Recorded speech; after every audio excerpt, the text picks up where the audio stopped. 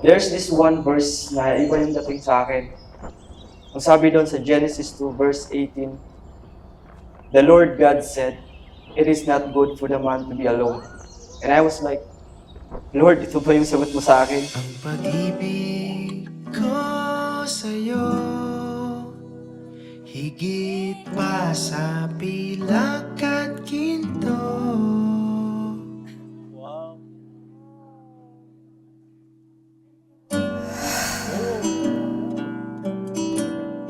Si Lord ang magiging center ng relationship natin. Lahat ng magiging desisyon, pagpipray lahat natin kay Lord. Kasi hindi tayo aabot sa ganito kung hindi dahil sa Kanya.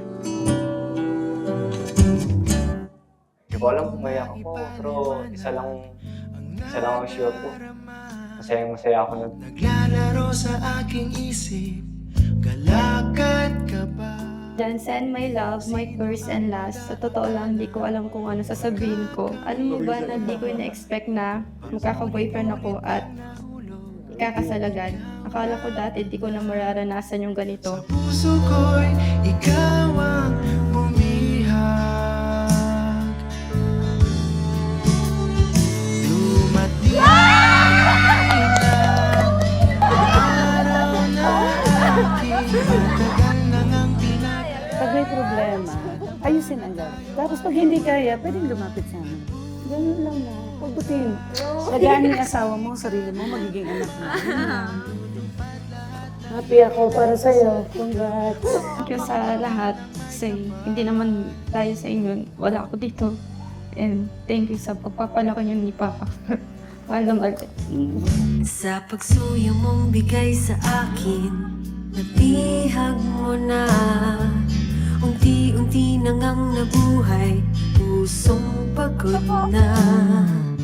Lord, bigyan mo ko ng confirmation at saka clarification kung anong ibig mong sabihin.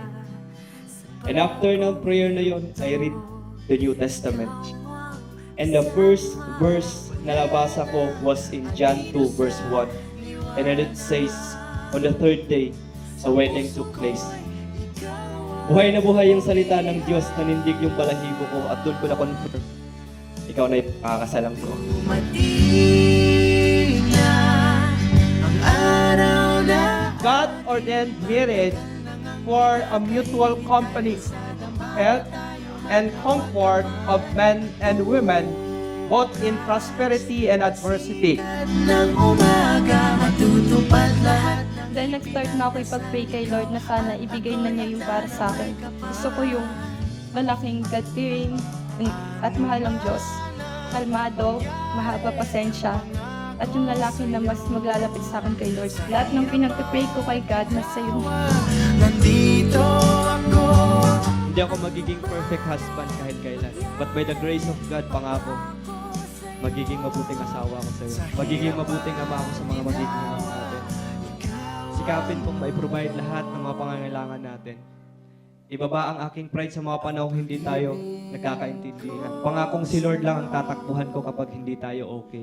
Sa hirap at ginhawa, mananatili ako, King. Kanina ko pa gustong sabihin to, King, mahal na mahal kita.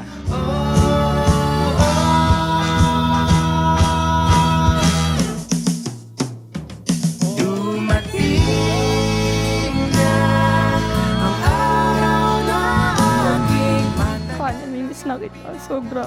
Ito na ako ngayon. Graduate na. Magtatrabaho na. Well, kakasal na.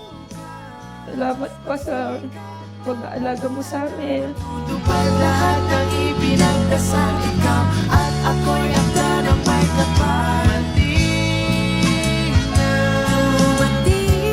From this moment on, you will be living as a couple, a husband and wife, and that it would be forever or for life.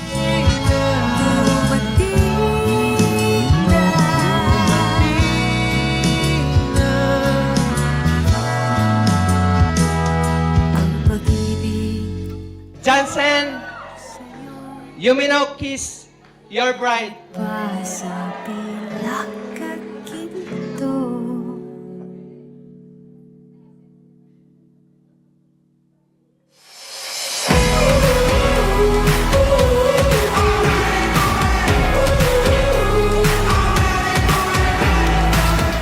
gusto kong marinig yung tawa mo na para bang may sweet sensation pagkatapos. Kilala kita sa pagiging sweet, kind, humble, caring, honest, and minsan, minutin, malampuhin, iyakin. Pero kung wala kang dapat baguhin, dyan kita minahal. Number 1 fan mo ako. Bring on the sunshine. What a day to be alive. Marvin. I'm ready for it. I'm ready for it. Then, I'm ready for it. I'm ready for it. Yeah. Bring on the sunshine. It's gonna be a good time. Bring on the blue sky. I'm ready for it, ready for it. From the start of our life, yes, please, I'm the star of the show.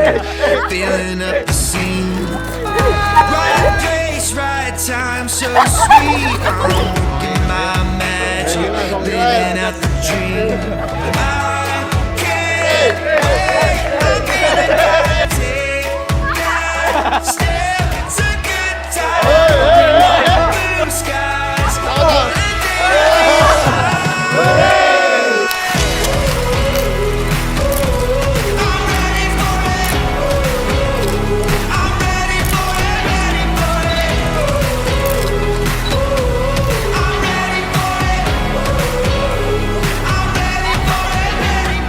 Gusto ko na rin yung mag-asawa ka, Chris. Kaya kasi makakasita na ako ng apo galing sa'yo. At saka alam ko naman, pwede na, kayang-kaya mo na. Tumiglig sa sarili mong paa at magpamilya ng buo. Salamat sa pagpalaki sa akin, papapaaral. Maraming salamat sa mga financial support and emotional, sa mga prayers mo. Maraming salamat. I'm ready for it. mag-aasa ako kay Lord, ibibigay niyo pa po ba? Nawawalan na ako ng pag-asa nun. Minsan na lang din ako magpunta sa church. Sorry po. Palagi akong tamad. Dahil sa palagi akong absent sa church, di ko alam nandun na pala yung para sa akin.